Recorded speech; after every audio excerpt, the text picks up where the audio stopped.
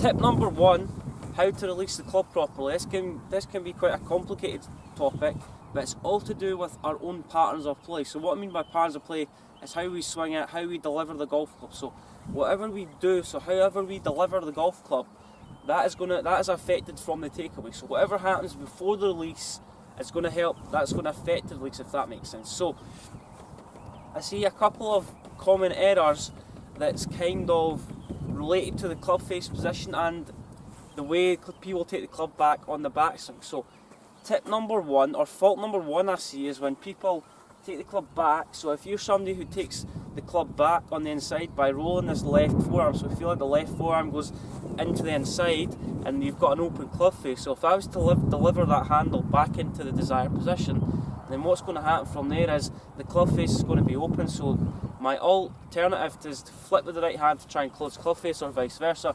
If I was to go on the outside, if I was to try and hold that finish, so if I was to get that club face going across the ball from an out to in swing path, then what's going to happen from there is the club face is going to be close. I have to hold off the release. So think about getting into a better position where, think about if I was to get the club out in front of me, then if I was to, the position of the club that I take away, that's going to affect the release. So simply getting this club's out at 90 degrees, so is this club. So what we need to do is kind of set this club out at 45. The idea is if I was to swing, then I'm going to get the shaft on the club and my hands in line with the shaft on the ground. So we don't want to move the shaft in this position, so hit short shots, get the club out in front of you, or take the club out to 45 degrees.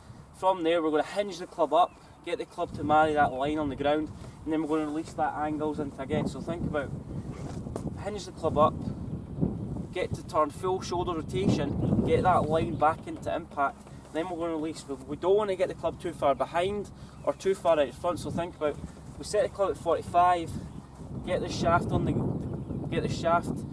our hands to match the shaft on the ground, take the club up to the top of the backswing, then almost we're doing half swing. So think about that position.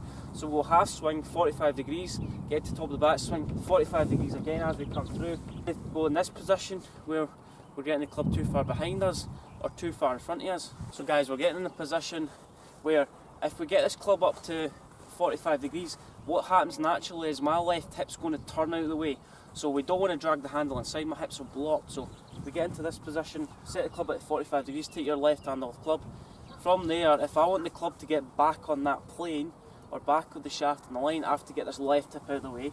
So that's going to engage the lower body and the shoulders. So think about pressure, so pressure shift, as we mentioned, put the club out in front, you split your hands. So the idea is that I want to get pressure forward to try and release that pressure towards the target.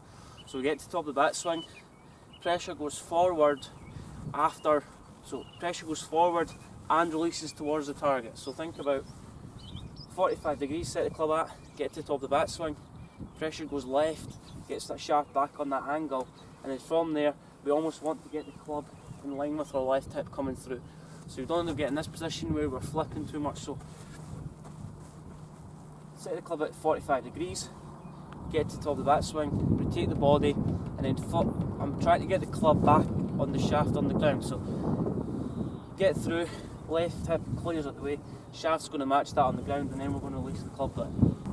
The shaft works 45 degrees, the hips have to work 45, so it's a 45 degrees kind of formula. So set the club out in front of you, 45 degrees, club's always stays out in front, we don't want to get too far behind. Rotate the club to the top of the backswing, from there left hip turns out the way, club always stays out in front, and as we come through, the pressure shift moves to the front foot.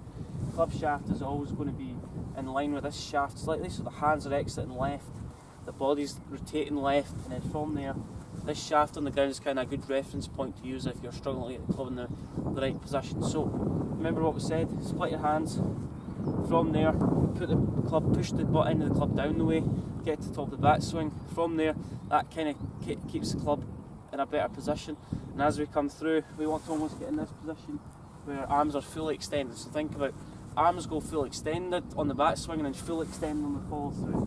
That's going to help us, because if we grip it too close together then the hands aren't going to move properly. So nice split grip, top of the backswing, place that into a better impact position. So any thoughts on that video, make sure you post your comments below, like the video and subscribe to the channel.